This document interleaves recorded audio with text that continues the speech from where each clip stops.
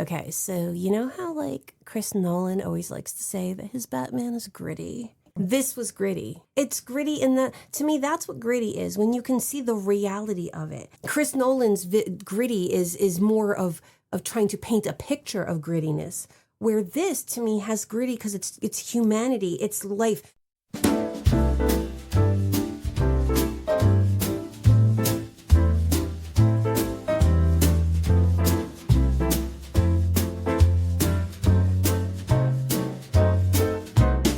Whether you're fans of our patron saint or you have no idea what we're talking about, welcome to another episode of Cozy Quilt Cinema. I'm Michelle. And I'm Beth. We are currently cooking a Thanksgiving dinner with nothing but a broken oven and sheer determination. Every week, Michelle and I, we curl up on the couch, we watch a movie, and then we carry it into the studio and break it down like Julie Powell deboning a duck. It's not a critical review, though we probably will be critical. Can a burnt casserole and borrowed kitchen actually save a family? Is this a holiday movie or a survival story? Wrap yourself in your tutu's Kappa Kuiki, climb into the blanket fort, and hit play. Life, finds a way. That's right. You had to do the in there. I did. How else are you going to do it? I know. And here, side note, our DM does a really good Jeff Goldblum. It's true. And one of our favorite characters. And he doesn't know he does a really good one. Yeah. I mean, now he knows. But he tries too hard. Now he's trying too hard. But in the beginning, he had no idea. And we were just like, oh my God, is he doing Jeff Goldblum? He's doing a really good Jeff Goldblum. He doesn't know he's doing it. That's like the best. I know. Yeah, I do adore that character, though, even if he isn't too manic for me.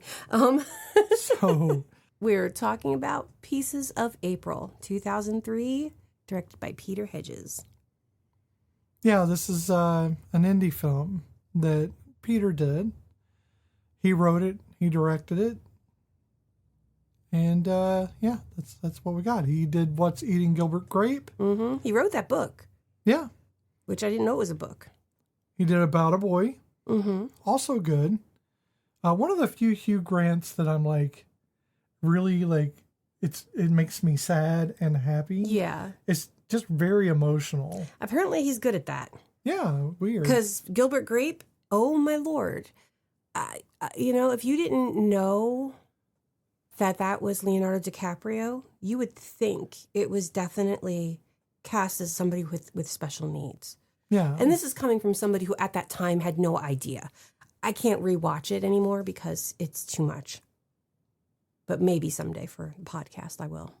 I get that. So how did you feel? Well, you've never seen this film before. I've never seen this film before. I've heard of it, but like in passing. Right. It was definitely, you got to see Pieces of April. And when they would tell me that it's about a dysfunctional family, I was just always like, I'd really live that. I don't really want to, Well, for me, I saw it in 2003. Mm-hmm. I saw this screening of it. My best friend worked as a manager for a cinema, and I got to watch the screening. And this is an indie film. They did it for like $300,000, and it was on digital camcorders around the city. And you really get that feel. You get the texture.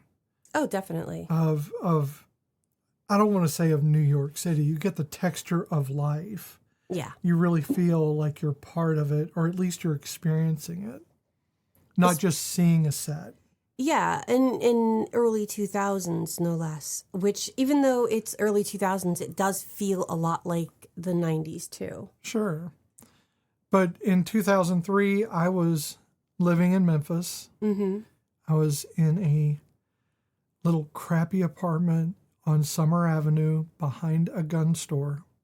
Wow. And I mean, if the equivalent of her apartment is basically where we lived. It's the small city version, the southern small city version of the New York City apartment she's in now. Yeah.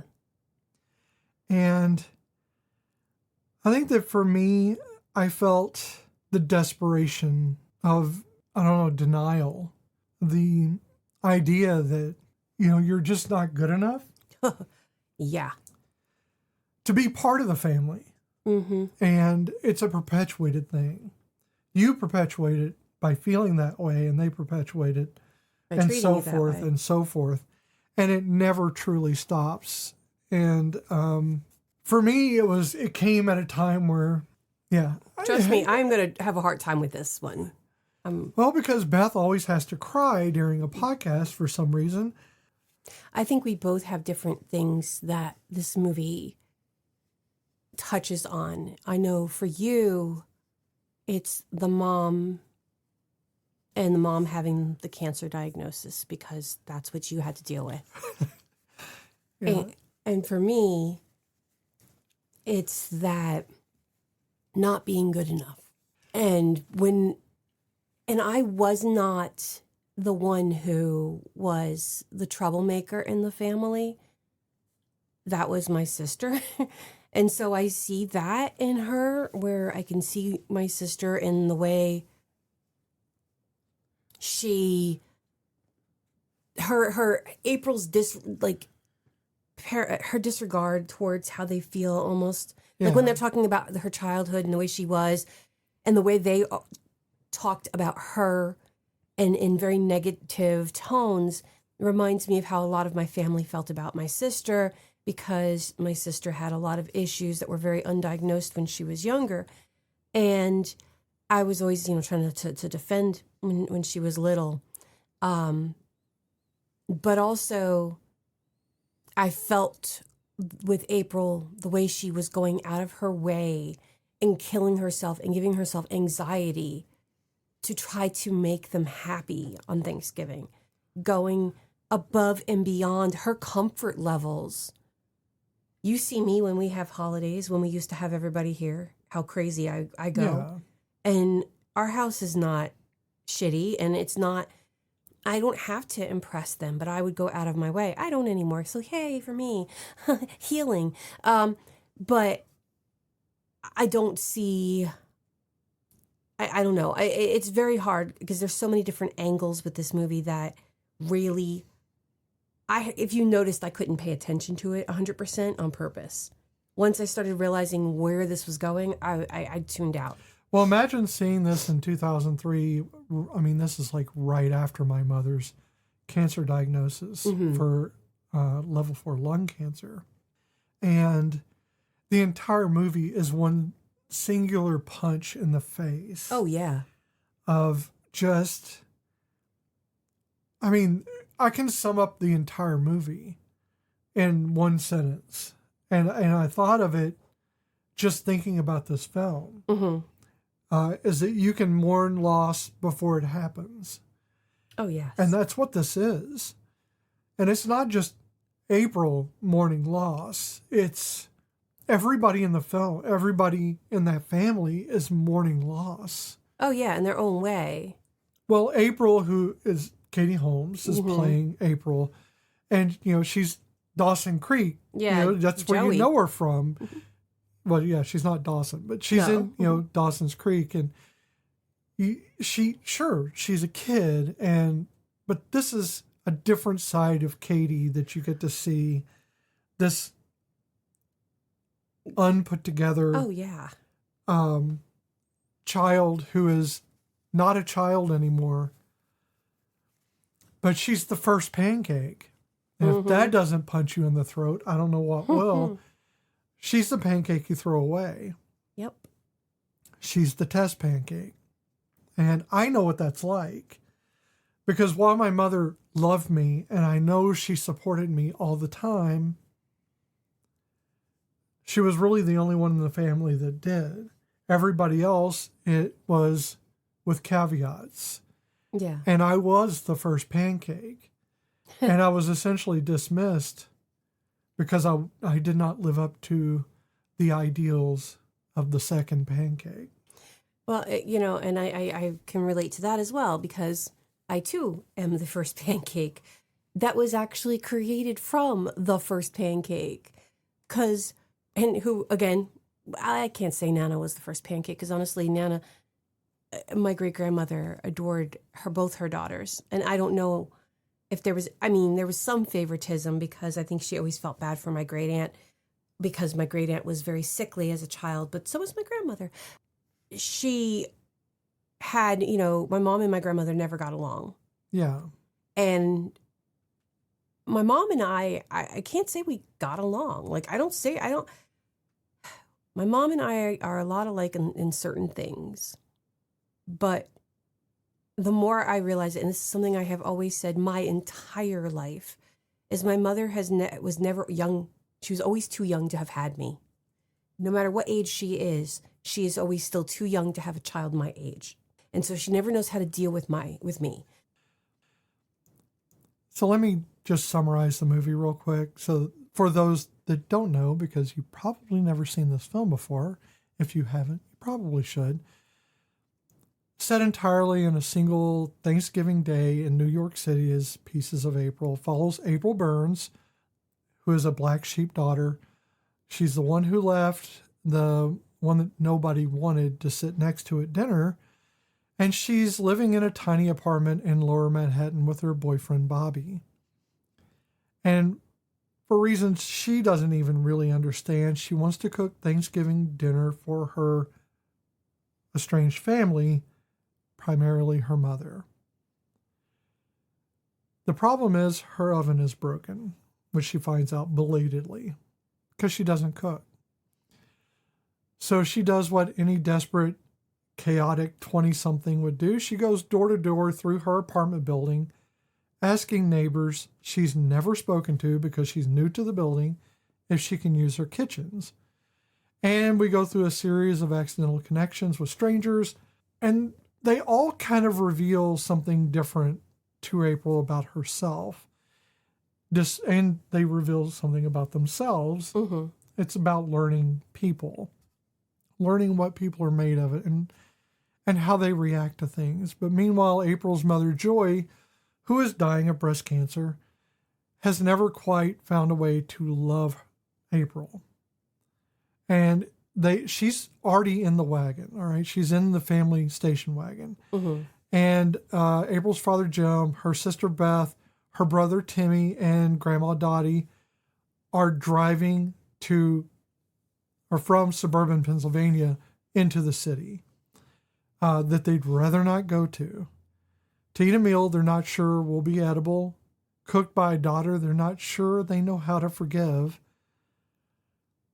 And both journeys, April's and Joy and the family, unfold in real time. And they cut back and forth like a really slow collision, like a train wreck that is just coming down the line that you see way before it happens. And you're expecting all the dread and hope, and you don't know how to feel about it until it happens. That is what this movie is. It's a slow wreck, and sometimes wrecks are good. Yeah. I think the parts that really got me were their jibes about the food and about, what they were going to be walking into. Because I have been guilty of being... My parents are the snarkiest people. They snark at each other. They snark at everybody. You have been witness to them bitching at each other. And whether they're playing or they're serious, sometimes it's hard to tell the difference. But... Well, what I've noticed is that your parents, as I've known them, and we've been together, 14 years? Really a long time, yeah. Yeah. I mean, like together Yeah. for 14 years. Your parents have gotten worse as they go because the jibes stopped being funny. Oh, yeah. And they just started being hurtful. And now they don't know how to be anything but hurtful. Oh, yeah. And I think that is where we find Joy Burns, who is the mother, is Patricia Clarkson, who was pretty much Tammy One in Parks and Rec. right, and she was in The Station Agent. which is an excellent film, by the way. But she's just in pain. But before that has been a lifetime of jibes at her children because she never committed to April as a mother.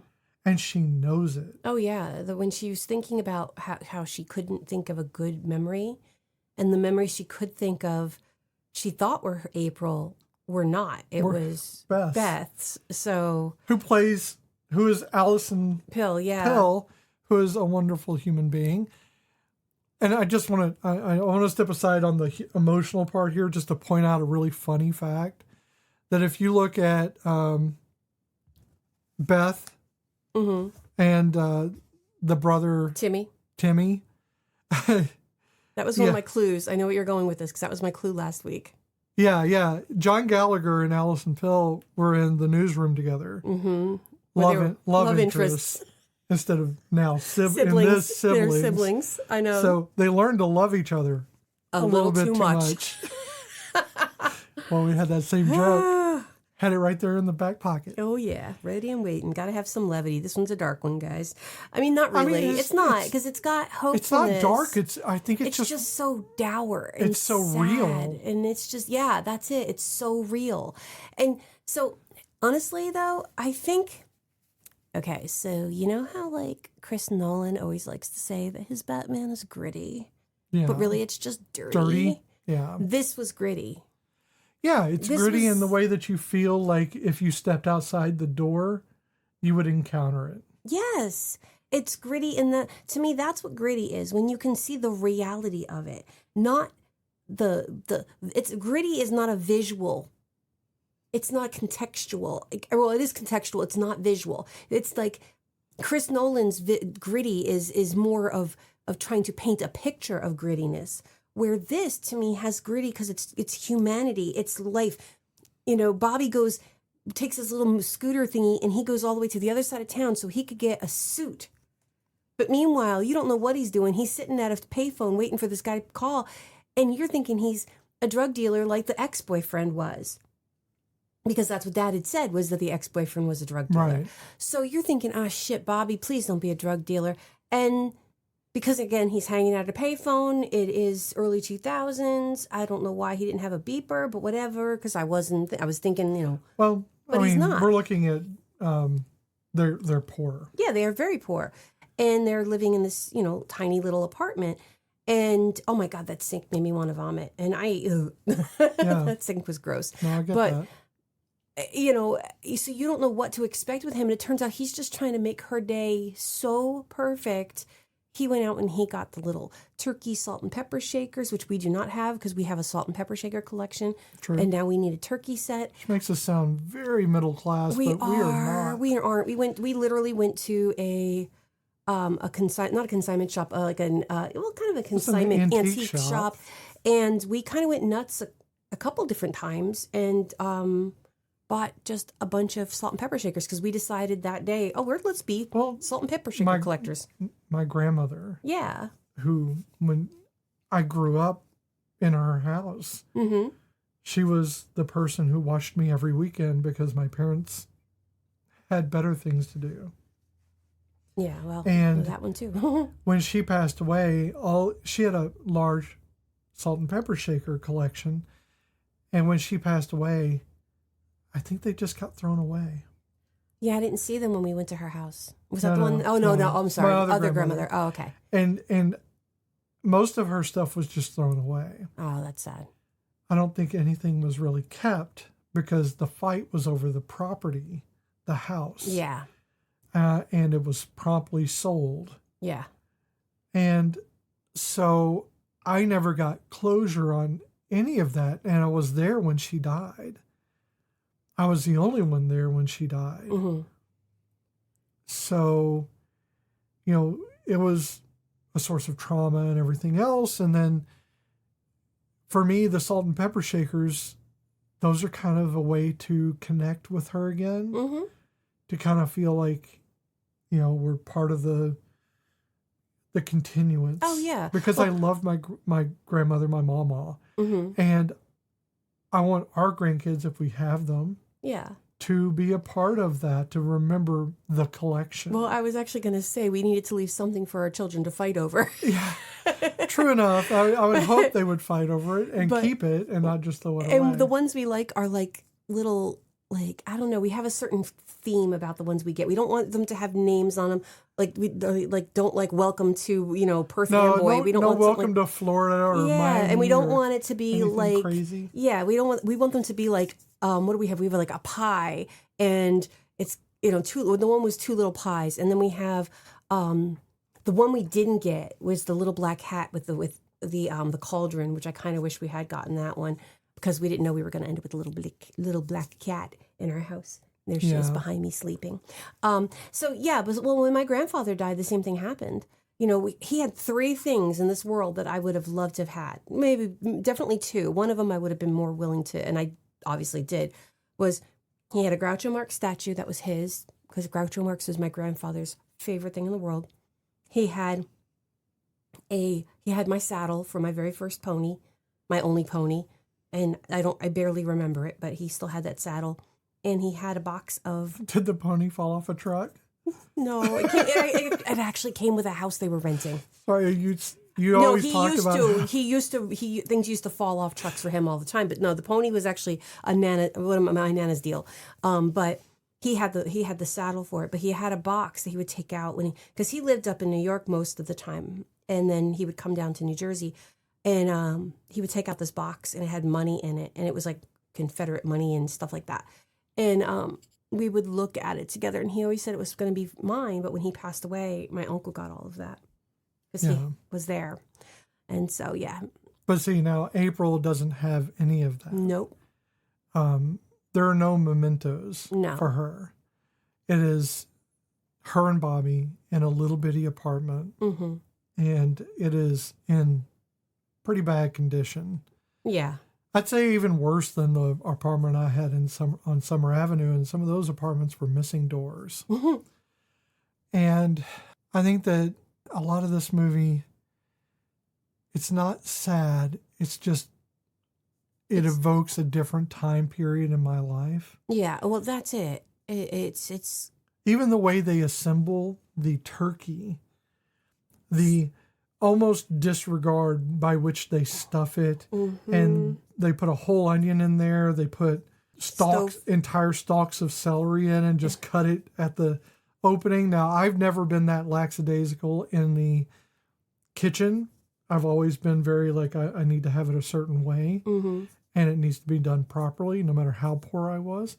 I needed to cut the celery correctly, stuff like that. Yeah. But she didn't care about any of that, and that wasn't her thing, and that's fine.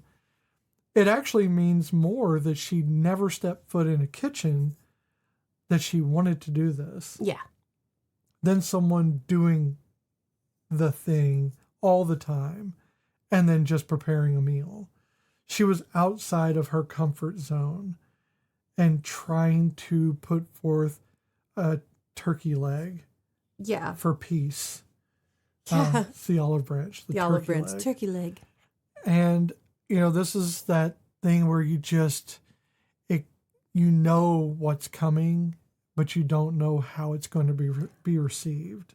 I had no idea how it was going to go, because part of me was like, well, they can't just show up and have it be happy families, but they also can't just not show up. So I did not expect how this was going to go.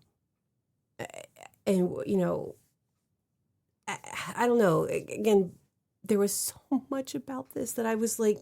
Well, the movie itself, the whole movie, I mean, I summed it up already, but, you're facing mortality. And not just her facing her own mortality. Everyone else gets to face it with her in a different way. Yeah. And it's not just the idea of an end, but, it's the change that you didn't get a choice in. You have no choice in this. Jim, the dad, who is Oliver Platt, who was in Bulworth and The Bear, and, he was in West Wing and Lake Placid and all that. He didn't get a choice in any of this either, but he is stalwart the entire time. Yeah. He is there. He may not fully understand everything, and he doesn't know how to fix anything, he knows he can't. So he's just there. He's just trying to be there.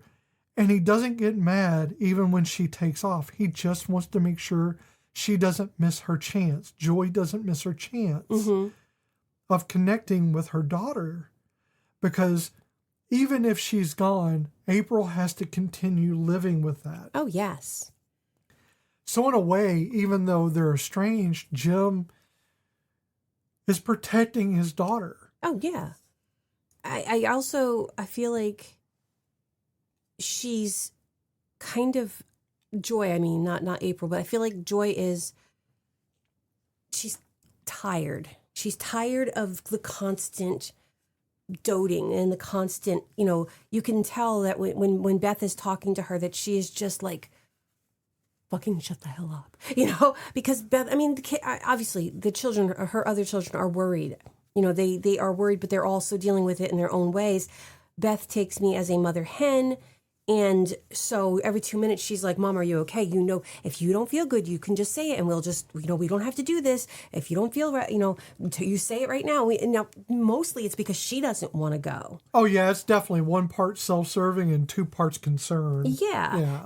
But it's just... going with the recipe theme. Yeah, but you could tell she is definitely over this child constantly, because Beth is very saccharine.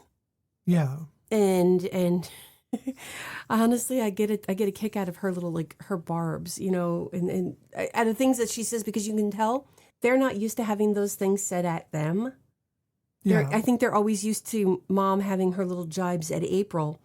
So when she's like, no, don't sing, like when she's singing and she's telling her not to sing, and, the little things that she does say to them, they're not used to it. They get kind of like side, I mean, it's a hard hit when she tells Beth, when Beth says any requests for her singing, because she was singing a song and then she stopped and everybody thought it was great.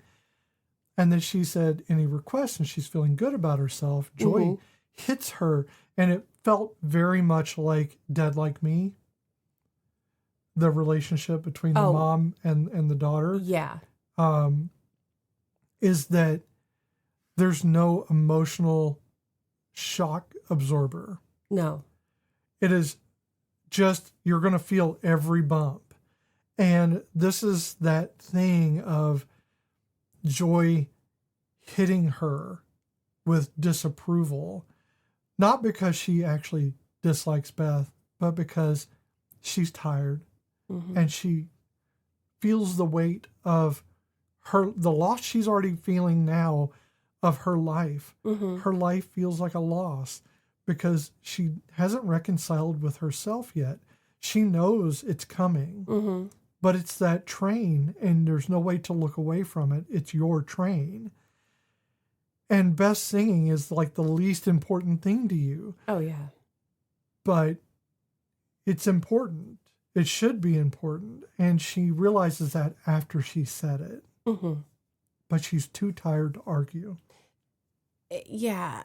And it's funny. You made this comment last week, not on the podcast, but after the fact when you were editing, how, I said something 3 different ways and I never got the quote right. Oh, yeah. But I do that a lot. I know I never get quotes right unless they're written in front of me. But I'm sitting here thinking of all the times shit like that has been said to me, and I cannot think of verbatim. So it comes off as, well, then it probably didn't happen. I think I've just mentally blocked out the things that people have said to me. So now I really cannot quote shit. I literally don't know how to quote anything unless it's written down or it's immediate. And even if it's immediate, I'll still screw it up. And I think that's like a trauma thing for me. Because because I know my mom has done the same thing to me when it comes to I hate to say it the same thing, but I always walked around the house singing. How I like to sing. Oh, yeah. And I remember I used to go to karaoke, and a cousin of mine had come. He lived nearby, and it was going to it was a bar / and he was going to get beer for him and his wife, and I didn't know he was there, And it wasn't until after I sang and I got, I'm back with my friends, he comes around the corner and I'm like, holy shit, he's here.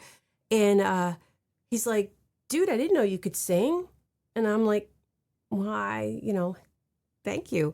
Well, apparently because he still at the time he was working with my uncle. And my uncle even said to me, so-and-so said that you sang really well at the bar. And I was like, oh, thank you. I had no idea that, he told you this. And my mom was there and she's like, so it wasn't just caterwauling or something along those lines of like, just, you just screaming. And so were you drinking or, like something like that. It was like cutting. I can't remember exactly what she said, but I felt so stupid. I was like, well, you know what? It wasn't that important. It was just, a bunch of drunks. What do they know? Yeah. I had to come up with some excuse as to why. You have to preserve your feelings, and in doing so, you're accepting her feelings as the fact. But she never heard me, even to this day, ever. She's never seen me on stage. She's never heard me actually sing. When I play around singing all the time, but she's never heard me seriously sing. Even when I was in school, the 1 or 2 concerts that she ever went to, I was in the chorus. So you didn't, my voice was gone. But she's never heard me do a solo, and I've done a lot since then. So yeah, it's just like, I get that, and I'm taking it very personal, but I could I could feel the pain in each individual in that. Like, just again, it's the cutting remarks of never being good enough. Right, but our patron saint, Alice. Patron Saint Alice Drummond. Who is the grandmother in this, and who has... Very few lines. Probably Alzheimer's. They don't really say. Yeah, they just say some. I'm assuming it's some form of dementia. That Beth reintroduces themselves like I'm your granddaughter Beth, and this is Timmy, your grandson. And she does lose who people are at times, but then she's semi-lucid throughout it. Yeah. But when Joy makes that remark, and then Alice, I forget what her name is in this other than Grandma, but. She looks Dottie, at... I think. Yeah, Dottie. She looks at Joy and she says, I don't know who you are.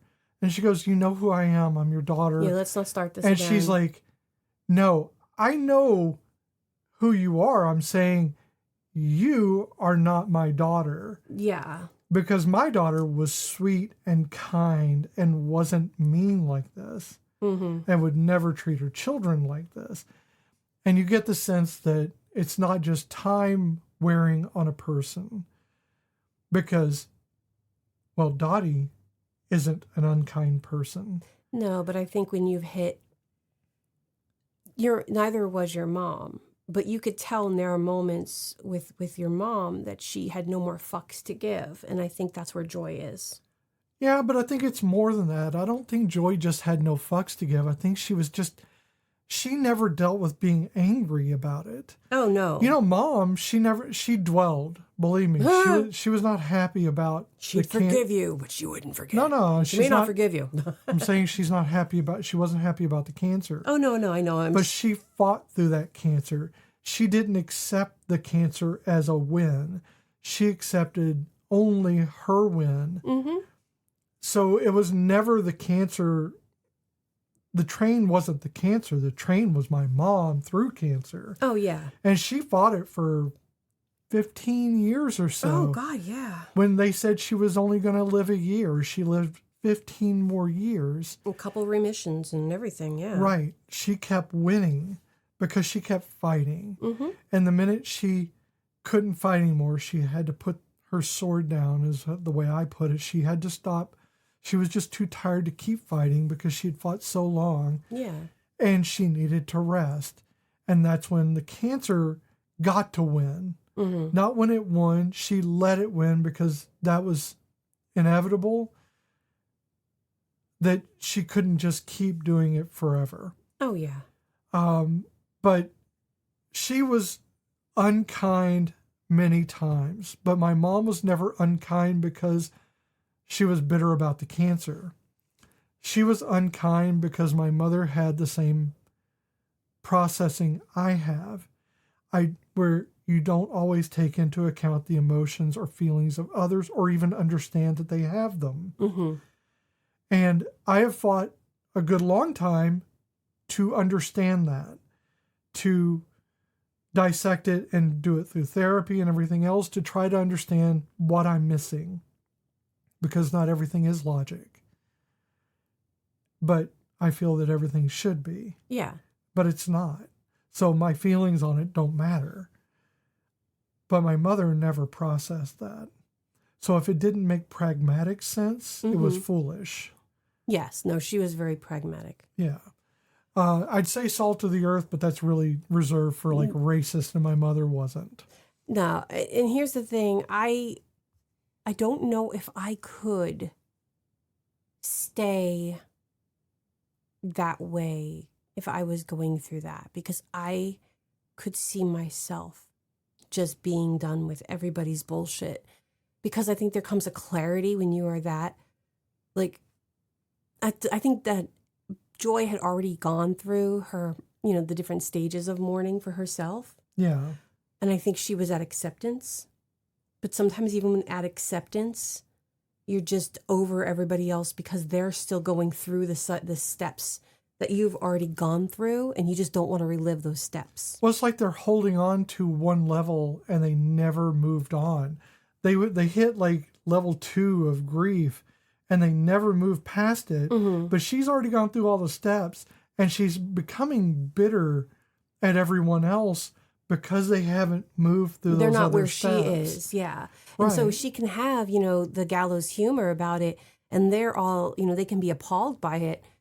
And, meanwhile, she's showing pictures of, her mastectomy surgery, and she's like, look I love this, and this is lovely. And her mother is like, I prefer Beth singing, and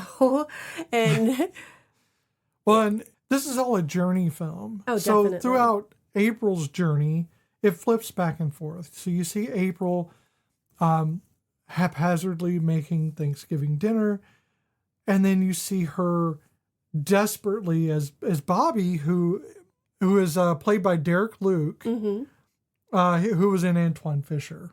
Yes. I don't think I've seen him in anything else. He was in Captain America. Was he in Captain America? Crap, I didn't write down the character he played. But he was in Captain America and Friday Night Lights. Well, I never saw Friday Night Lights. So but everybody else in the world has, because I have not either. But okay. I mean, it took place in Odessa, Texas, and I had no interest because I lived right next door to Odessa. Sure. But so Bobby has left. Yes. He left, and you don't know why. Now, it turns out he's going to get a suit because he wants to look nice for her parents, for her family. I think that's so sweet. He's like, that's why he bought the salt and pepper shaker and the decorations that he wanted to put out. And she was like, no, they don't deserve this. But he said, you do. Mm-hmm. And I love that. That's he cares for her being a so good much. boyfriend. Is he's like, this wasn't for them. This was for you. You deserve that. You know the little play fight they have in the beginning when she doesn't want to get out of bed and he's pulling. That was all improvised. That first scene between the two of them was completely improvised. And you get the idea. Throwing her in the shower. It's adorable because he doesn't want her to give up because he knows she's feeling angsty about it, and she doesn't want to do it even though she should. Yeah. And he doesn't want her to regret it. No. And that's... But he's gone most of the time. Yeah. And so she's desperately running around knocking on doors because her oven's cold when she tries to put the turkey in. Yep. And she bangs on it. That doesn't work. No. Surprisingly, you can't fix an oven. Turns out it was unplugged. No. I mean, the burners work, but the oven doesn't. And I get that. She's desperate because this is going to be yet another letdown for her Even mother. if it had nothing to do with her, because it would not have been her fault. Sure. But I understand. But it'll be another thing that her mother hates her for. Mm-hmm. Or she feels her mother hates her for. Yeah. And she's running around knocking on these doors. And yes, there are assholes in the building, but there's also some really wonderful people in the building. Oh, totally. And I love that they didn't just throw, the one set of people in that's going to fix all her problems. No, there are multiple families that help. There are multiple families that not only help, but are encouraging and sweet and of desperate or disparate avenues of life. Yeah. We have the older couple who is well-founded. You know, the black couple. Yeah, which honestly, you don't know how to take them at first, because when she answers the door and April's like, I need help. I'm in need of help. And she cuts out she's like, you are white, you are young, you've got your whole life ahead of you. Tell me about your problems. And you're thinking, oh my God, this poor baby. I mean, like, honestly, this woman is being really fucking mean and bitter about it. And then I'm going, it is New York, and it is, and I understand there's a lot of shit people have to deal with, and you pull up those iron curtains around yourself to protect yourself from all the bullshit you've dealt with. And then it cuts a scene over, and she's crying and dabbing at her eyes with a tissue because April's told her the whole story, of what's going on. Well, and this is a couple that are very comfortable with each other, and the father, much like in Bob's Burgers, takes a lot of pride in his Thanksgiving meals. Yep. I mean, it's a very elegant. They're in a very tiny kitchen. It's the same apartment building. Mm-hmm. They are doing such an extravagant Thanksgiving, and by extravagant I don't mean a lot. I mean they're doing just very quality, detailed meal plan, and he is very into it. Oh yeah, and he keeps showing her, and his wife keeps showing her how to make things better. Cranberry sauce instead of having it from a can. I like it from a can. He said nobody likes it from a can. I will. We actually have cans of it in my cabinet right now that I will eat on my own because I love cranberry sauce. Actually, and I love I have to say, I've developed a taste for it. I love that shit. And I mean, I love which I've always hated it. I mean, I love real cranberry sauce. Don't get me wrong. But I will also open up a can and eat that stuff straight from it. But so, she's doing all this running around, but it flips over and you see the other story, which is the journey. Mm-hmm. Now, they're both journeys. One's more of a journey to finish a meal, and in so doing, finding acceptance. And found family. Sorry. That was funny because you yawned. I know, and I couldn't stop the yawn, but I also needed to get the words out. I know, it was just funny. And then it flips over to Joy and Jim. Jim, right? Yeah, Jim.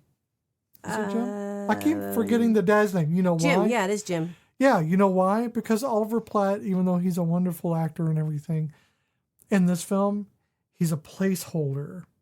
He doesn't really provide a lot. He's not the Oliver Platt that we know. But there's a reason for that, because the dad isn't the one dying. No. And the dad doesn't have any particular issues. No.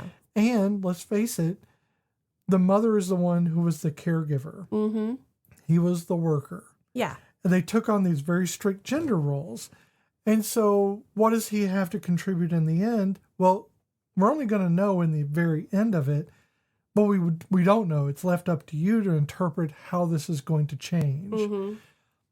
But for Jim, this is just his driving joy to reconcile with their daughter. But he's also not super dedicated to it. No, because he wants it to happen, but also he didn't stop them from driving and going to eat, go somewhere to eat. Yeah. But on the way there, they have a funeral for a squirrel. And it reminded me of The Office where Creed says they had a funeral for a bird. Yes. And Jim says, that never happened. He goes, you never happened. Exactly. Yeah. But they did. They had a funeral for a squirrel that they hit. And it seems silly. And it seems like, well, why would they stop for this? But they're looking for any reason not to go. Oh, yeah. And they stopped for everything. Yeah. They're looking for every reason not to go, except they know they have to do this. And Jim knows it has to be done, even though it's not something he really wants to burden. He doesn't want to burden Joy with it. Yeah, well, yeah. That's the main thing. Not that he doesn't want to help April or he doesn't want her in their lives. He doesn't want to burden Joy. Mm-hmm. And which, if you take that literally, seems apropos. He doesn't want to burden Joy. Yep. But they have this funeral. It's a short funeral, and they say their words, and you get the sense that they're essentially having the funeral for her, mm-hmm. with an emotional detachment. Yeah, because like she's like, okay, does anybody have anything they want to say? And Timmy says something, and then she's like, does anybody else? And Beth was like, oh, I think he said everything that needed to be said. And so she's like, okay, then let's get out of here. What are we doing waiting here? So I think it was her little test. What are they gonna do at my funeral? Almost like maybe not, but that's how it seemed to me. I mean, you get a sense. It's like when you say to someone, I like you or I love you, and then they dismiss it. Mm-hmm. It is that kind of emotional dismissal that angers you. Oh, yeah. It angers you because you don't feel the same way they do. You think it should mean more. Mm-hmm. And this is, to them, not her funeral. This is just a funeral for a squirrel. It seems silly. Yeah. But for her, it's so much deeper because she's encountering it. She's living this. They're tourists. Even though, and I'm the same way, with my mother's, cancer, I didn't live her cancer. I wasn't in the house with her. I didn't live any of that. She got to live every moment of that fight. Mm-hmm.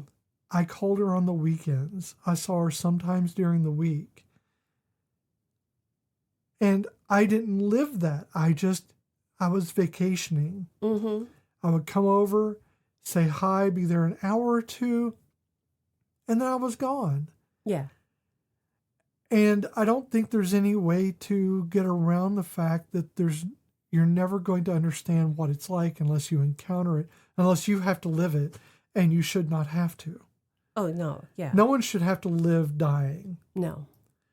So I think death should be a surprise. It should be the final surprise, not the lingering dread that you get to overthink every moment of your life. And that's what Joy has had to do. And it has taken her joy. It has taken her strength and her will. But they keep going. They keep traveling. And I think that when all of this is happening and Bobby is sitting at that phone and you're thinking, and I've seen this before, and I was still thinking, what the fuck are you doing sitting here? You could be helping April right now, who is frantic, trying to find an oven to get this done. You know how important this is to her. You were the one that helped her do it. Yep. So why aren't you there? And then to find out he went there to find a suit because he wanted to be seen as worthy of being her partner.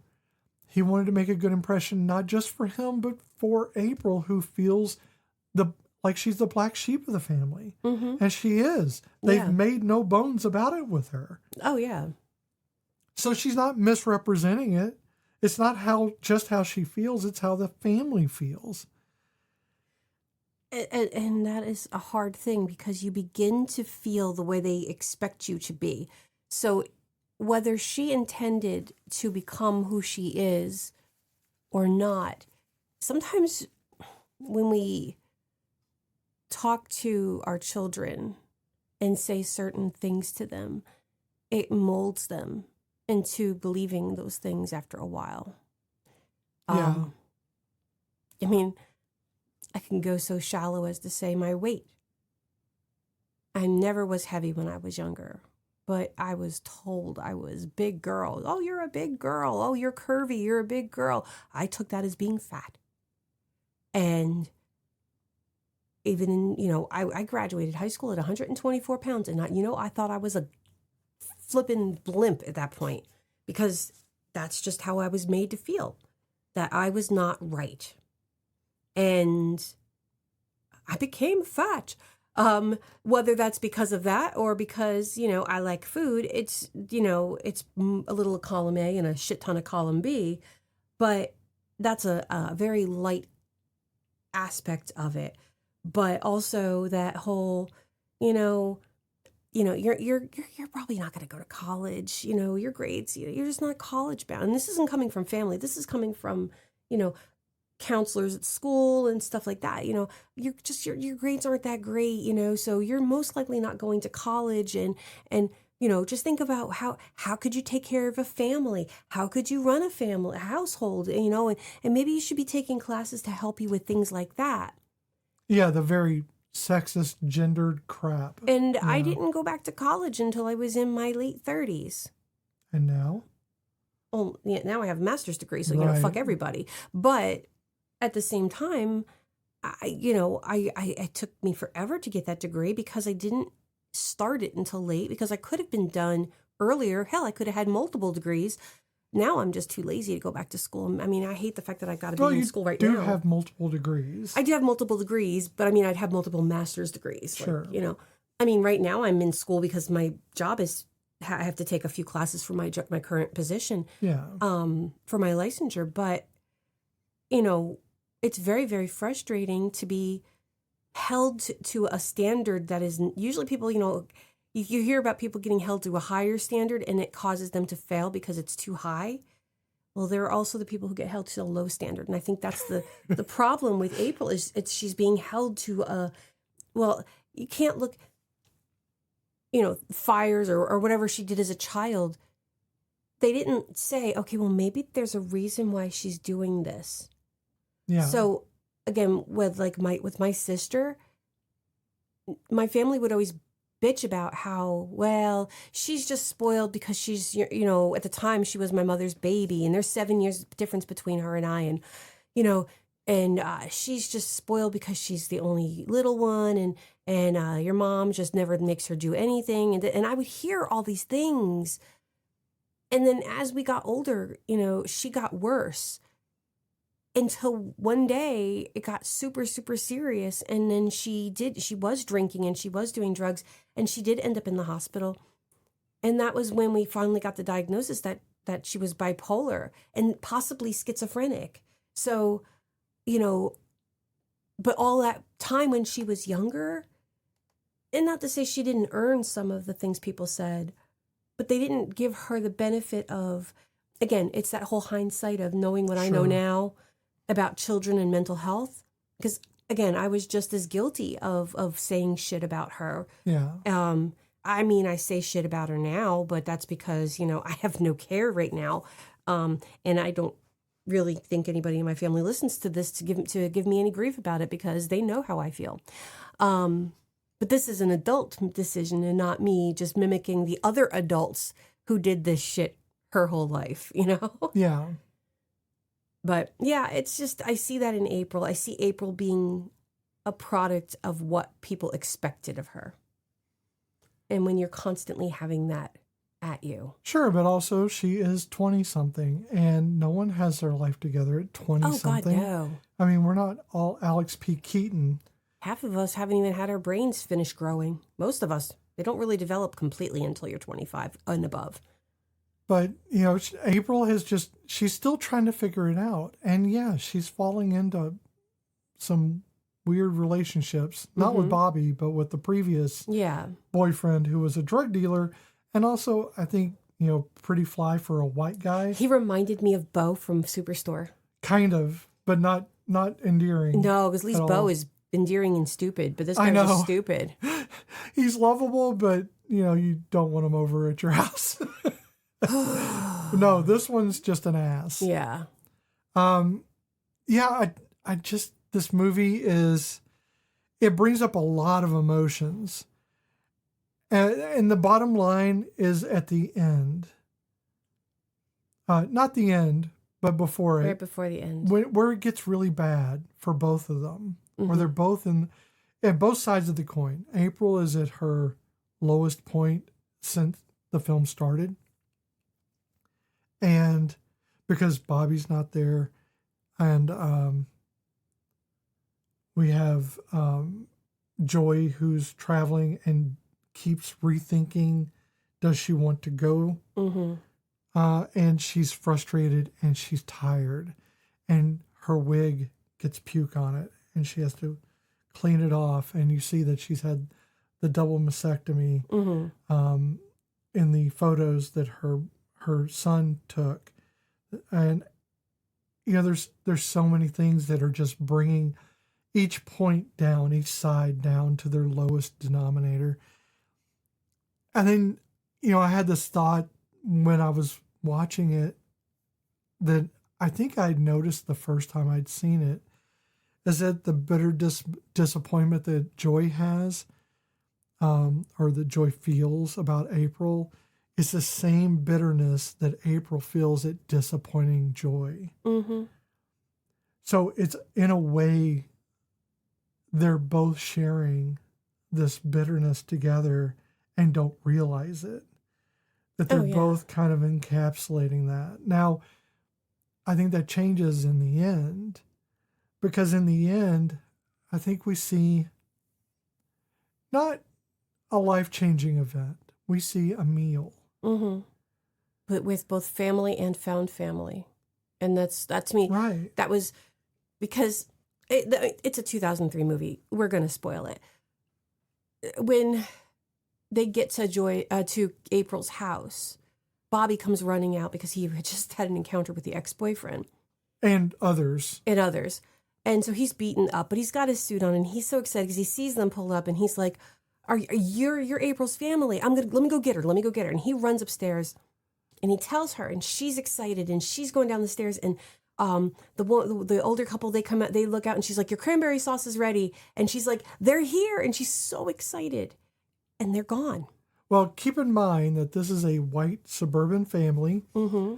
and a black man runs up, and he's adorable, but he's beaten up, mm-hmm. and he's got blood coming out of his mouth, and he's trying to make the bed. And I feel so bad for him. Yeah. I feel so horrible for him because all he wanted to do was try to impress them. Yeah. And he is in such a state when he gets there. He's still kind and thoughtful and trying to be a good boyfriend and trying to be a good host. Oh, yeah, because she's like, you need first aid. He's like, no, I'm fine. Go. See your family. Yeah. And he's just trying to help her, and she goes down.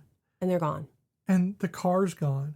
And it's that stillness it's a stillness that just you can feel mm-hmm. when she stands there and there's nothing there. Yeah. And just every hope has just dropped out of her heart and fallen onto the dirty pavement. And then she's going up the stairs popping the balloons that she had hung. Because later on, when he's gone, she does decorate. And she doesn't just decorate her apartment, she decorates the hallway.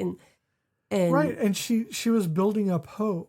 Mm-hmm. Now, when she's going back up, she's not even mad. She's just disappointed and bitter. And that's that bitterness that she shares with her mother. It's a trait that they've learned together. Mm-hmm. And she is walking up and, like you said, popping the balloons. And that's each one of her hopes exploding. Oh, yeah. But the found family, mm-hmm. she makes a really good and very sweet and wise decision. Yeah. And that's to invite the people who helped her, who truly helped her get through this.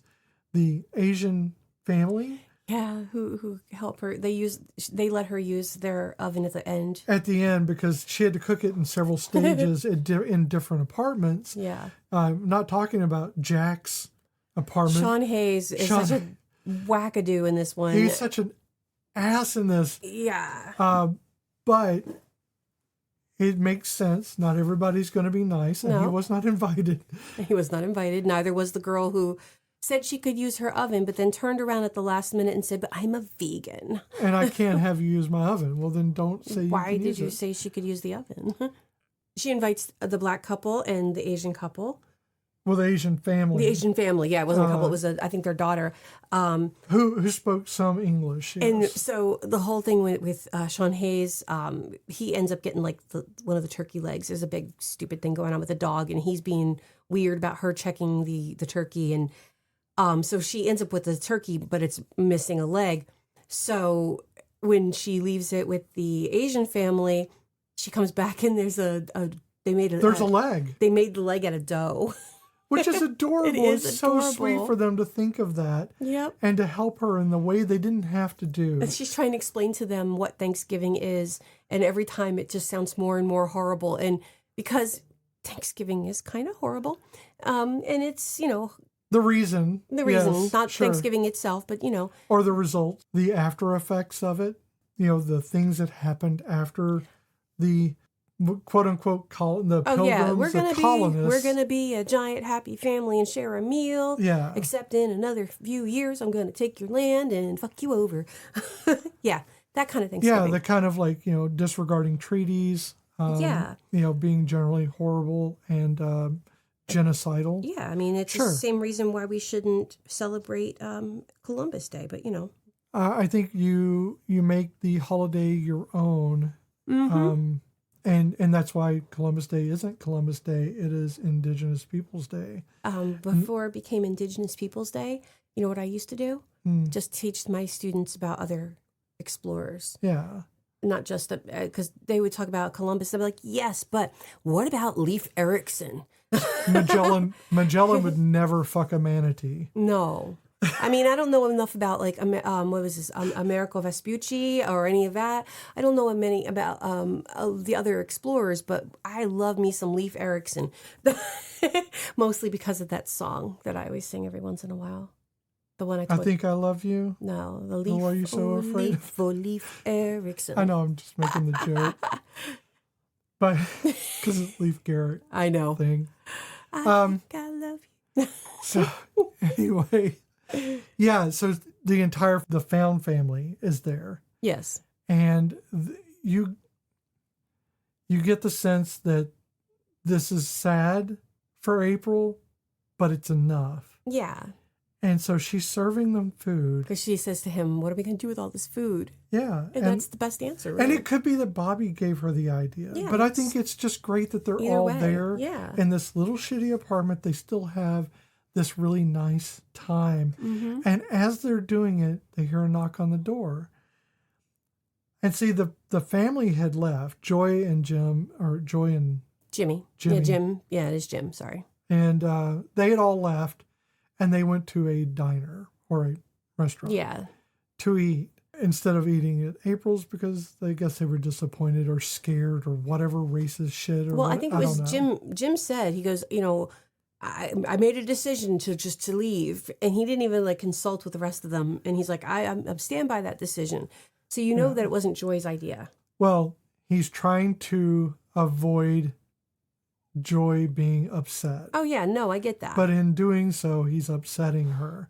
And he just doesn't see that he cannot fix this. Nope. This is not a sink to be fixed. Mm-hmm.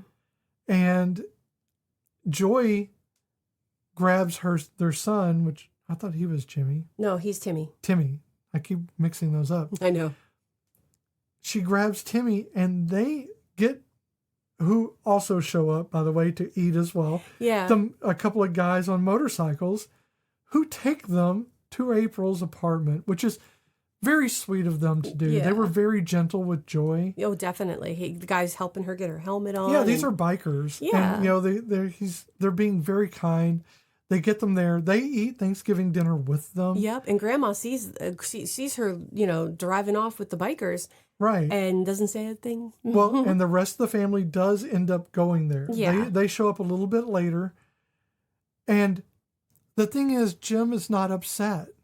He's not upset that they came here. He actually is probably glad. Mm-hmm. And you see that throughout the movie, he has not given Joy any reason to be upset with him. No. He goes out of his way not to get her upset because he loves her and he wants her to be happy. But you cannot find happy in the place that she's in. So he's just trying not to make her upset. Mm-hmm. But she is always upset. She's the Incredible Hulk of upset. So there's no way around that. And he just doesn't understand that. And it's frustrating for Joy. Oh, yeah. There is a bit of symbolism that I'm not sure is actually symbolism. But in the very beginning, when you first see Joy and she's sitting in the car waiting, and she's wearing her wig, and her wig is perfect, but you can tell it's a wig. Yeah. As the movie progresses and things keep happening, and her wig kind of wilts a bit, but by the time she's at April's apartment at the end for the dinner, and they are taking that last family picture, it doesn't look like a wig. Right. Because it's natural looking. It's sloppy, a little bit sloppy, but not like horrible sloppy. It's just not perfectly coiffed, and it looks like she's just there with her family, and not, you wouldn't know there was a problem, that there was an issue. And not to say that that's important, but it just makes her look less of a statue that shouldn't be touched. and more Right. of a human being. Right. And I think that is a great way to say that, because I think that in the end, that photo is the thing that everybody will cling to because April's in it. Yes, because they take a picture early on with a bunch of Santa statues, and they're like, "There's your Christmas picture." And I forget who said, "Well, we didn't," but April's not in it. Joan. And then Beth was like, "Well, April's never in any of our Christmas pictures because she's just got that snarky, you know." Well, she's never here anyway. She just screws things up anyway. Yeah. Yeah. Yeah. And this is so hard to talk about because both of us have seen this side of it. We know what it's like to be April in a way. Yeah, and it's so weird because I do have this weird dichotomy about it because like April is a lot like my sister when we were, when I would say like in, our 20 somethings and early 30s for me. But the things that they say to April or feel about April, I take like her reactions to everything. I take that very strongly because that's how I felt and how I feel even now. I mean, I made a concerted effort to turn my back on shit because I couldn't deal with the toxicity anymore. Yeah. But you know how hard that is for me, even on the daily, thinking I should call, but then I have to I literally have to talk to myself as to why. I would love for you to understand that you're not the first pancake. You're the second perfect pancake. But that's from your angle. No, I'm telling you, you're the second pancake. You have been told you're the first pancake. But I'm telling you, your mother, she was the first pancake. And she's taking it out on you.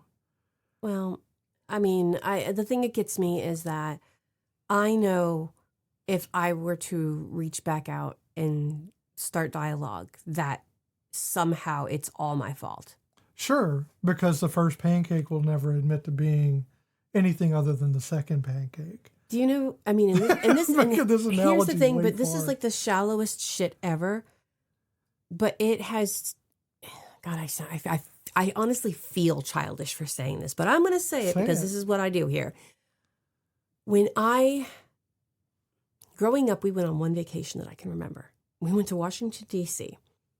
And I remember all I wanted to do was to go to an art museum, and we never went to an art museum. We went to every science museum, but we never went to an art museum. And all I wanted was to go to an art museum in Washington, D.C. I moved out of my house when I was 19, moved to California. And that summer, my parents took my sister to Busch Gardens. And they did the whole resort thing at Busch Gardens. Yeah. And it fucked with me. It fucked with me because we never went on family vacations except that one time when I was 16. No, and it was a weekend. They went away for like, I don't even know how long, but they went away. It was a resort. It was, the amusement park. And I never got any of that. And when I called them out on it, we just didn't, we didn't have the money when you were home and you didn't care for these things. What? They never asked. And the one fucking time I asked, I was told no because nobody wanted to go to a damn art museum. Yeah. No, so, I mean, and again, I know it sounds so shallow, but that's the shit. It's like they don't understand that it's those little tiny things that build up. It's not, I wouldn't say it's microaggressions because they're not micro, but they do build up. Sure. That's the way it is for April. Mm-hmm. For her, it's just one thing after another of being ignored or being set aside.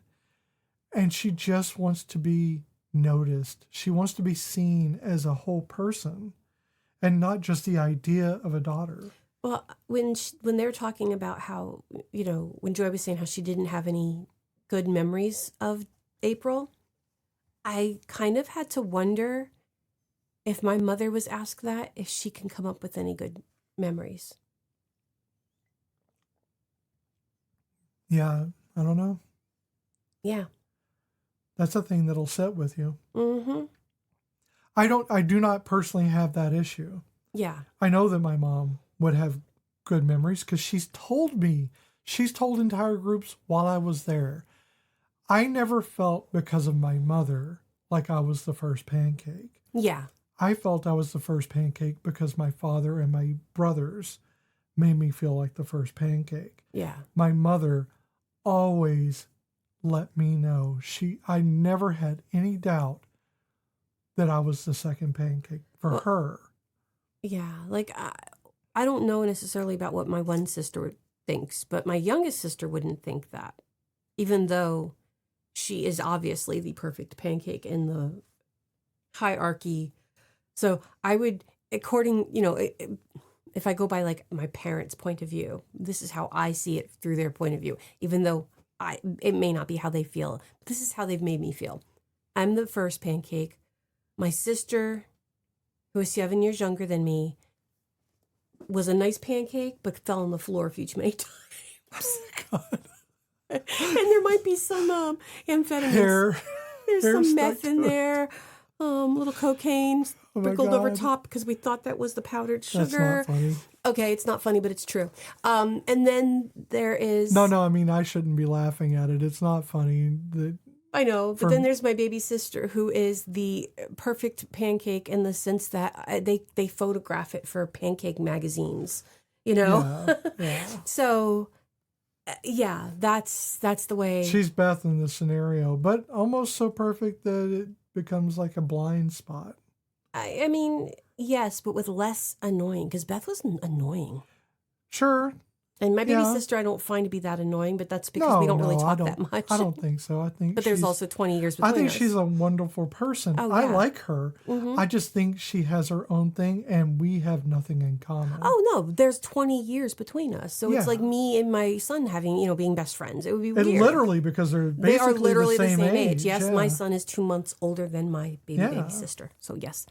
He's 2 months older than his aunt. His aunt, yeah.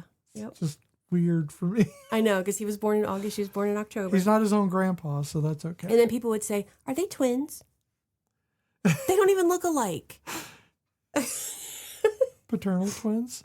They don't even look alike by any universe. So, this movie, and we told you it was written and directed by Peter Hedges. Mm-hmm. He got paid $10 to write it and $10 to direct it. So $20 this man took. Wow. To do both. And he did it for a reason. They wanted to keep the costs at $100,000. Okay? Mm-hmm. So he took $20 to do both. Here's the reason why. Is because it was personal for him, because it was dedicated to his mother. And I get that. I completely understand. She died of cancer. This was autobiographical in a way that I don't even think I could fully understand. No. When Joy talks about that fictional singer, Smack Daddy. Yes. It's almost a word for word thing that Hedges' mother said to him in the hospital, except she was talking about Barry White. Yes, I did see that when I was looking for my... Which is why Jim mentioned Barry White. Yeah. Of singers that he knew. And I think that is just, when you come from that emotional standpoint, I think the film can't help but be emotional. It can't help but be good. Oh, yeah. Even if no one recognizes it, which I think they should. Oh, yeah, definitely. Even if you have the issues I have, watch it, because it's sometimes you need to have that mirror held up. I think it's just one that always, the first time I saw it, it just kind of became the thing that always stuck with me. Mm-hmm. Is this movie doesn't directly appeal to me. It speaks to me. Yeah. It tells me the story of things that I feel. And even if I don't, identify with every part of the story, I can certainly feel for the person who is enduring that story, who is living that story. And I know there are people out there living that story almost exactly. Mm-hmm. My best friend Joe, before he died, he lived a lot of this. Mm-hmm. A lot of this could be applied to him in a lot of ways. He was the first pancake. He was troublesome for them. And he never quite lived up to any standard they set, even though they were loving parents. Mm-hmm. They just didn't have the emotional discourse for him that they had for his sisters. Yeah. And so I wasn't rooming with them at the time, but we were friends at the time. And so I completely understand that this story can really appeal to a lot of people in the saddest and the happiest of ways, because there's an underlying happiness in the story. It's bittersweet because you do know that there's a good chance, because Jim says it all throughout the movie, that this might be our last Thanksgiving with your mom. This might be, he alludes to it, so that there's a possibility for this to have a bittersweet ending when it comes to the future, but at that moment it's got, the family is together. Yeah, and Joy is not a prop. Mm-hmm. She's not a prop for the emotional sorrow that you feel in the film. Yeah. But neither is April. Yeah. These are two fully fleshed out human beings having emotions. And they feel the way they feel. And I don't think there can be an antagonist to this film. No. But I think that the feelings that they're having impede communication. Mm-hmm. So it's the choices they make during this journey for both of them that gets them to the point where maybe that can start to open up. And that's the sense you get at the end, is that maybe there's still time mm-hmm. to open this dialogue that's going to allow them to maybe not repair everything, and not everything's going to get repaired because this is real life. And this movie is kind of replicating. That's the art that imitates real life. You don't always get a happy ending, but you can get some consensus. You can get some kind of closure for each other. Mm-hmm. And at least that part of your life isn't an open wound. I think in their situation, they need to just accept that the past is the past and move forward. And I think that's where it comes to. I think that's where it's coming to anyway at the end. Can't change what happened in the past, but that's, again, not the same reasons why I am in the situation that I am in, because it has nothing to do with the past, even though the past is still hangs over my head.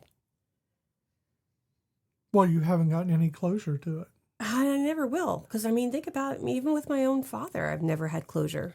Yeah, so God, no wonder I have abandonment issues. These are the open wounds that stay with us. These are the horrifying things that it's always going to weep.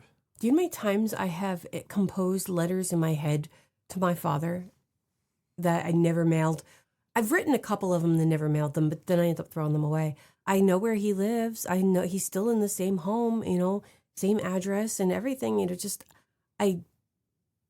I've tried, I've called in the past. I don't know the number anymore, so I couldn't do that now. But, it's tiring and exhausting. I no longer look for my siblings online where I used to. Yeah. Because the one time I reached out, I got cursed out by my one sister who knew nothing but acted like she knew everything and listened to the lies of an older sibling, which I've only met twice in my life, but she seemed to know so much about me and about the situation between me and my father. So again, lies upon lies upon lies, and decisions and choices were made. So still issues. Yes. So that's why I don't reach out to them anymore. I don't even try, because it's not worth it. So yeah, family sucks, and found family sometimes is the better family.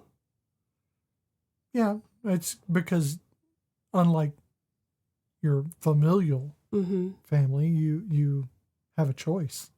My friend who passed away a few years ago, as messed up as she was a good mother figure, and I needed that at the time, and it's kind of I kind of wish that I had not lost her to cancer, because again, it would have been nice to show her and to be, because I know she would have been the cheerleader. She would have been like your mom. She would have been there or cheering Joe. us on. Yeah, or Joe. Yeah. So it's very, very. I'm your very cheerleader. frustrating. I know. You are. But I'm always welcome to other people being your cheerleader because we're a team. We're a cheer team. It's not cheer follow, it's cheer lead. I went this whole entire movie and I don't think I said the word so. No, but I said a lot of things I just say over and over, like, you know. Well, that's okay.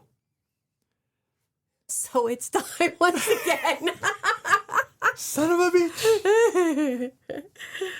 All right, guys, it is time for the Stitch Count. We're going to run this film through our Castellini test, the inclusivity and gaze lens, and our Trimmer's Gold Standard. We're going to scritch it out. We're going to let the cat scratch on it for a hot minute. We're going to hang it out on the line to dry and see if it falls apart in the rain. You're going to hang it out in the rain?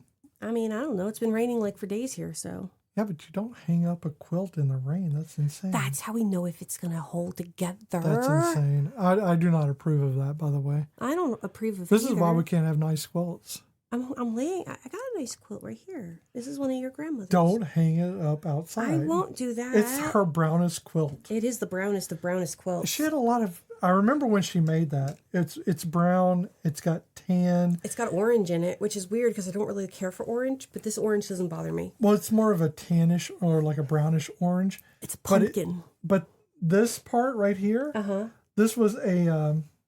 It's got a like a yellow background with some. I'll almost, take a picture of it.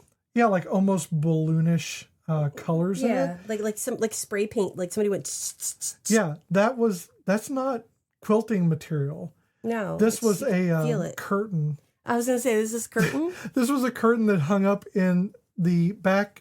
There was a back room that she used as a craft room. Yes. When my grandfather tore it down to build her a huge back room, add on to the house so that she'd have a huge craft room that she could actually lay the quilt out on the entire table. Yeah. This was the curtain that was hanging up in the old one. Oh, okay. So it was kind of a progression. Well, she has a lot of blue ones because I think we have multiple of the blue ones. I think our one son has the red one. Yeah. So yeah, it's Yeah, my grandmother was. We have a lot of quilts. She was a hell of a woman, and she's a reason why quilts mean so much to me. Yep, and it's part of our name, so yay! Yeah, I kind of look at it as an ode to my grandmother. So let's talk about the Castellini test before I start crying. Okay. There have to be at least 2 named women characters with at least 5 lines of dialogue each. Okay, we have April, we have Beth, we have Joy.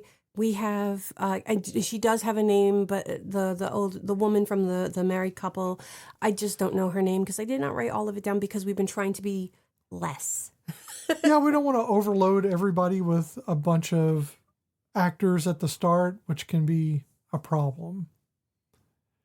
Yvette, actually, okay, I can tell you her name. It's Lilius White is the actress who did a fantastic job. And Yvette's husband Eugene. is Isaiah Whitlock Jr. For some reason, I remembered his name. He was in The Wire, and I knew him from that because he was the senator. Oh, okay. Yeah. I just couldn't remember where I'd seen her. And here's something that's going to kill you. She was in Hercules. She was the voice of one of the muses. Oh, my Lord. And I love her because the muses are what make Hercules. Yeah. She was also on The Cosby Show. She was. Yeah, I did see Recurring, that. How did I miss the... And so we went over it anyway, just because I wanted to put them on because saying the black couple seems I know, kind it's of... kind of racist, but... Well, it sounds derivative at the very It really does least. because they did have names and they had a lot of lines. So, and she had a lot Well, I had to look it up. I Yes. didn't have it on there, but there we go. So, yes. So we have plenty of named women characters with 5 lines of dialogue each. Number 2, those characters must have a conversation, not necessarily with the other woman, either not about their partner or with their partner, and not about their relationship. So nobody talks about relationships romantic-wise. They only talk about family relationships. Yeah, and what this means is their romantic relationship. Yes. I should probably put that in, but that was not in the original Castellini. Mm-hmm. But yeah, it's talking about their romantic relationship. Yes. So that passes. At least one of the women has to be integral to the plot, meaning that if she were written out of the film, it could not reach the same ending. Well, yeah. This one actually relies on two. Yep, April and Joy. Without April, without Joy, you could not have the ending of this movie. No. It's just not possible. Because it's about their, not reconciliation, it's about acknowledgement. Mm-hmm. It's about just being two complete people, being acknowledged for being those complete people. And I think that's pretty awesome. Okay, so it gets a point for stitch count. Yeah. Inclusivity and gaze, this is a on-off situation, so we have a max of 4 points. So racial diversity with agency, not just background. Well, yes. Absolutely. I mean, so the Asian family is kind of background, but also not, because at first they were a background because she's talking to them, and that's when she meets Sean Hayes' character. But then later on, and then they're at the Thanksgiving party. So yeah, they're integral to the story in that way. So it'll get a point for that. LGBTQ presence that isn't a punchline or tragedy.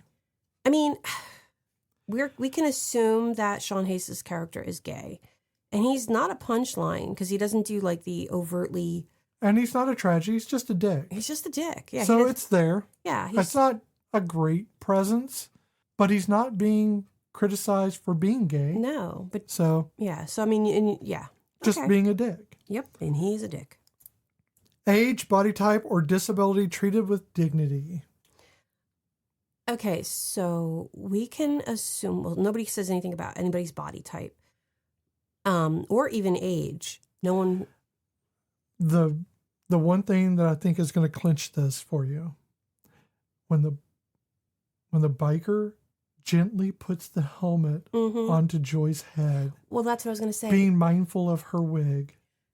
Well, I was going to say, I consider people who have cancer having a disability.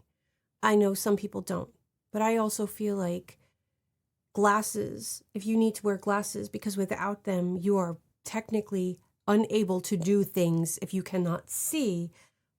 But there's a lot of versions of disability, yes. Yes, so I feel like it is, again, I know we use this for a lot of things, but it is a spectrum. And so I consider that definitely dignity towards somebody with a disability. Yeah, I don't think anybody in this was, for their age, their body type, or their disability, was treated anything but with dignity. Mm-hmm. This film was about having that kind of dignity in what you're facing, and not just Joy, but April as well. Yes. Camera gaze, not relentlessly sexualized or punitive. So in the very beginning of the movie, the scene that I mentioned that is improvised, Katie Holmes is in her underwear. She just woke up. She was in, tank top and underwear. It is not sexualized. Not in any way. They are wrestling, and he's fighting to get her off the bed. It's a very adorable. Sweet moment. It's a very sweet moment that shows that Bobby cares about her. Oh, yeah, and it's two people who are very comfortable with one another as well. Even when they're having sex. Mm-hmm. When they're having sex and she's reciting the things, the ingredients. Yeah. I actually forgot about that. It is, you only see the upper half of them from a doorway, from a door jamb. And you see just like. So it is not at all punitive. It is not at all sexualized. This is just a moment between two people kind of having fun and having a release at the same time. Mm-hmm. And I think it's, again, a very sweet moment that just further endears you to Bobby and April's relationship. They're poor, they're young, but that's how everybody starts out, right? Oh, yeah. And they're not, and again, like you said, with the sex scene, it's not done to be titillating. It just happens to be a fact. It's a fact of their life. I want to say too, with Joy, and I know this isn't the camera gaze, but I want to bring this up. when she's talking about the thing that we talked about, Peter Hedges' mother had said verbatim.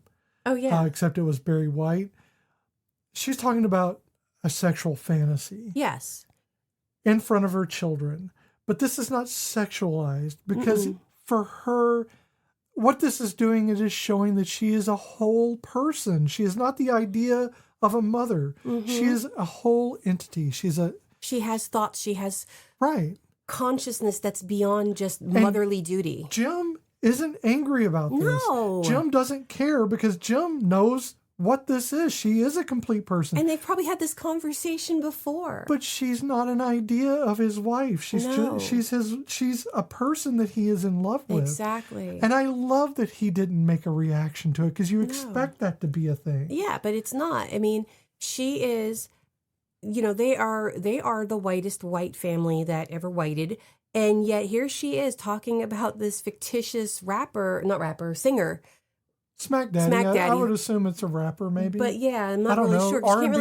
You can't really hear the music, but you kind of hear the music, and you hear her like singing along with the music in her headphones. Sure. But then, like you said, he mentions Barry White, and he's like, I know black singers, and he's like, Barry White, and he mentions a few other. Because Timmy's messing with him. Yeah. And so, he's not sussed by it, and she's obviously, had these thoughts. Well, I didn't even think about the racial component. I just meant like his wife having a sexual fantasy. Yeah. This wasn't to him an issue. But that's something that like you can think her ex-boyfriend, who is the drug addict, is a white guy. She's currently dating a black guy. And I know for a fact from my own lovely little racist family that I was told from a very young age, if you ever bring a black man into this house, you were gone. And it wasn't just my mom who said this. I had uncles who said this to me, who'd had no right to say shit about who I dated. Yeah. So going into this movie as a white person and seeing her in a biracial relationship, you have to wonder, is this going to be a problem? Or is this going to be something that they're going to have take issue with? Because they don't know. They just know his name is Bobby. Yeah. I mean, even our youngest has dated black guys, and we don't care. It's as long as they treat her good. We've only cared about the assholes. All I care about is, are they good to you?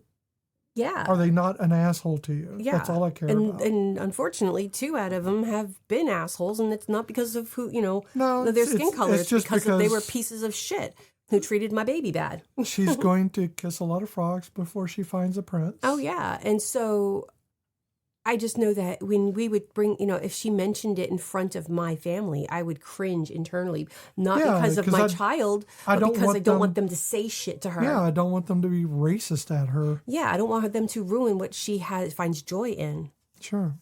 But, okay, sorry. No, let's talk about the Tremors Index. Okay. So we have 0 through 4.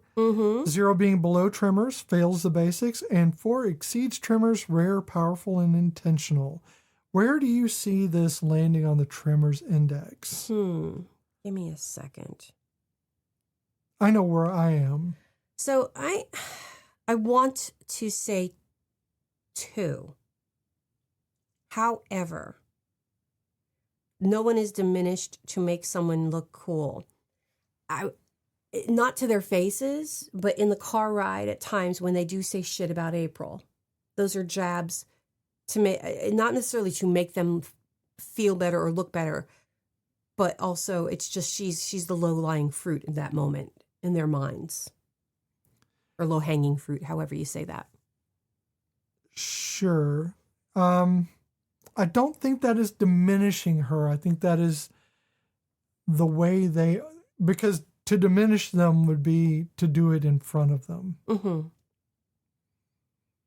That's true. That's what I was saying. They don't say it in front of her, so I don't know if that counts. I don't think it does. I think that sometimes, you're voicing fears. Mm-hmm.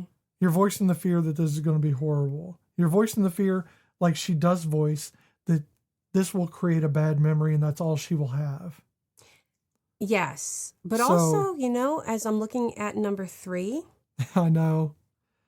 So number 3 is Tremors level. That's the gold standard. This is it's like Tremors. Mm-hmm. Competence is distributed across gender, age, class, and personality. And which I think it does. It does. Women make critical decisions without comment or apology. That's true. Which it April does. makes tons of decisions that And you so know does she's not. Joy. Yeah, and you know April's not comfortable with them because she's probably used to having somebody helping her, and now Bobby's not there, so she's got to do it on her own. The narrative assumes equality and moves on. Yep. No one is seen as lesser for being a different gender. No, there is a moment, like I said, when I forgot her name already. When the black woman answers the door, and she does come out. Yvette. When Yvette comes to the door and does come kind of at her with racist tones, as somebody who has been treated poorly by white people, but then changes her story. Like she's defensive. That's not making a decision with comment or or apology. That is just being on defensive. That's all true. that is. Okay, I just didn't want to ignore. It's not. You could see in April's face that she's hurt in that moment because that's not who she is.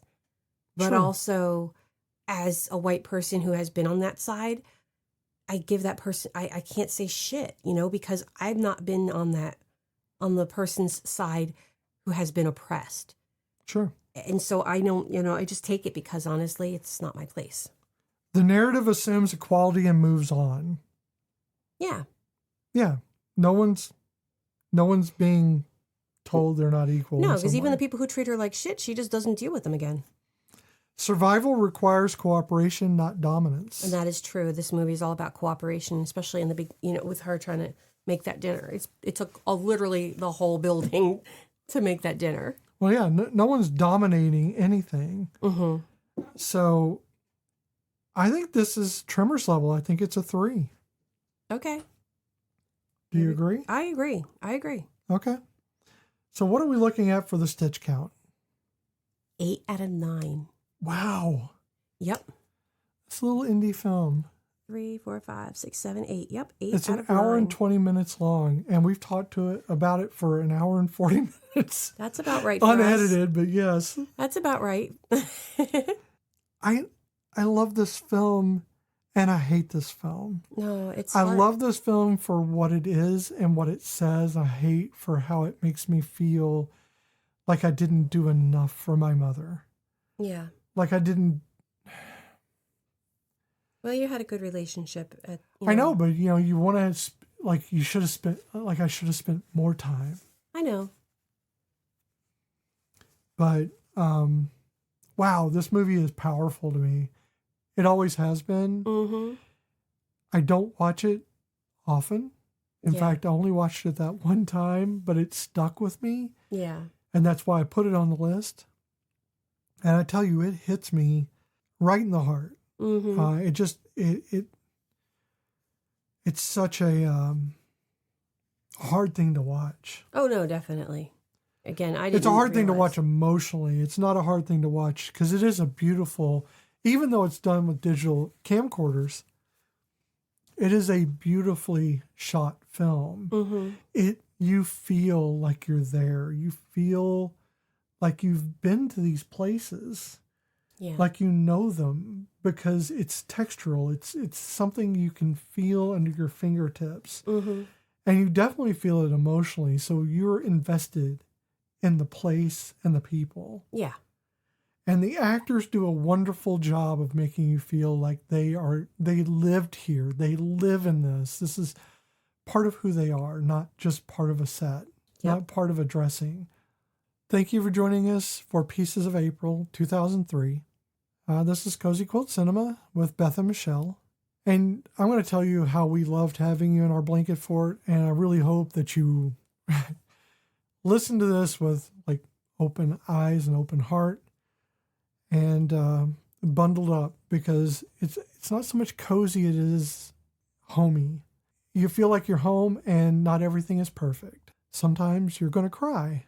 Through broken ovens and borrowed kitchens, through long drives toward people we're not sure we're ready to forgive. These are the stories that you find yourself traveling through in this movie. No matter where in the world you're listening from, with the right film selection and a little reflection of your own life and these characters, you might just find yourself walking away from this one feeling a little worn out, a little tender, and quietly wondering if the heart you've been carrying around still has a little more room in it than you thought.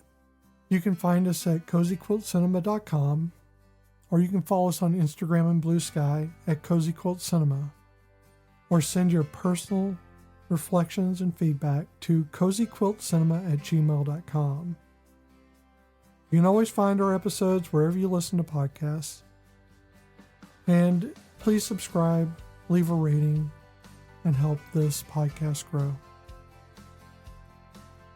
And don't forget to check out our other podcast, Between Myth and Belief. So here are your clues for next week. This movie was shot in 17 days on a small budget in Dublin and has since become a Broadway musical, and it has actually won many awards. Not just Broadway, off-Broadway, West End, you name it. Been multiple shows of this. Both Steven Spielberg and Bob Dylan were huge fans of this movie. And the two leads in this movie were 18 years apart during the filming, and obviously still are. And the female lead needed to get permission from her school to leave for filming. Yeah. Problematic. It is problematic. I'm looking forward to it because, again, it is one of my favorites. Even though, I've never seen it. Oh, yeah, it's sweet, but it's definitely okay. Yeah, it'll be interesting. Yes, so that's pretty much all I've got. I don't know that. No. I don't know that I can give you a funny ending at the end with some kind of pithy saying. No. Maybe this time, instead of doing that, take a moment and, if your mother is still around, or your father, maybe try to connect with them, or look at the reasons why you cannot. Okay. I won't be doing that. You looked at the reasons why you cannot. Yes, well, I know why I cannot.